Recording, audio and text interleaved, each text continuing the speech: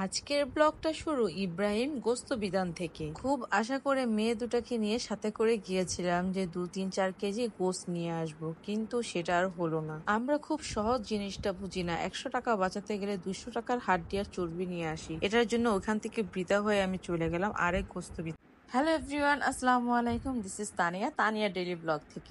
ওইখানে গিয়ে 800 টাকা ধরে নিলাম 6 কেজি গোস্ত। চোখের সামনে আড়াল করতে দেনি গোস্তগুলোকে, নিজের চোখের সামনে রেখে মাংসগুলো কাইটা নিয়ে আসলাম বাসায় আসার পরে দেখলাম মাংসগুলো ঠিক আছে কিনা, বাট চর্বিও ছিল, হাড্ডিও ছিল, কিন্তু করকরা যে সিনার হাড্ডি ওগুলো ছিল। জানি না গোস্তগুলো কেমন হয়েছে, অবশ্যই একটু নিচে কমেন্ট করে জানাবেন। আমার কাছে যেমন তেমন, ওর বাবার কাছে ভালো লাগেনি, তো টাটকা টাটকা গরুর মাংস চড়াই দিলাম হাঁড়িতে। হাঁড়ির ঢাকনাটা খুলে গ্রানে আমার মনটা জুড়িয়ে গেল, আর 800 টাকা শোকটাও ভুলে গেল। বাই দ্য ওয়ে, এই মাংসগুলো রান্না করার কারণ হচ্ছে আমার বাসায় আজকে গেস্ট আসবে, আর গেস্ট আসবে তাকে তো আমি শুধু গোস্ত দিয়ে বিদায় করতে পারি না, সাথে মুরগিও ছিল। এটা ছিল কক মুরগি সাদাটা, এর পাশাপাশি ছিল সাদা ভাত আর সাদা পোলাও। ঢাকনিটা খোলার সাথে সাথে আমি পুরো পোলাও লোভে পড়ে গিয়েছিলাম, বাট আমি কিন্তু রোজা ছিলাম। তো দেখেন আমার তরকারির ফাইনাল লুকটা, কালারটা সেই আসছে। ভাইরে ভাই, দেখতে যেমন কালারটা ছিল, খেতেও কি মাশাআল্লাহ অসাধারণ ছিল। এখানে ছিল মুরগির ফাইনাল লুকটা। জামাইকে সারপ্রাইজ দিব, আর একটু ভিন্নভাবে দিব না, সেটা কি হয়?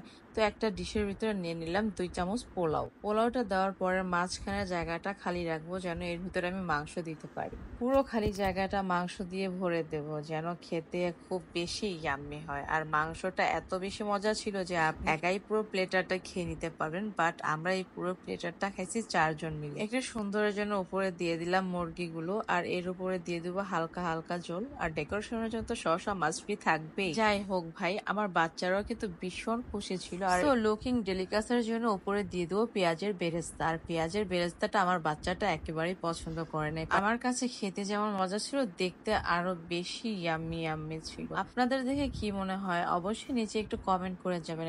তো আমার এই ডালা ইফতারি ডালা রেডি। আজকে সারপ্রাইজ হবে আমার হাজবেন্ডের জন্য। ও তো সবসময় সারপ্রাইজ দেয়, আজকে ওকে দিও সারপ্রাইজ।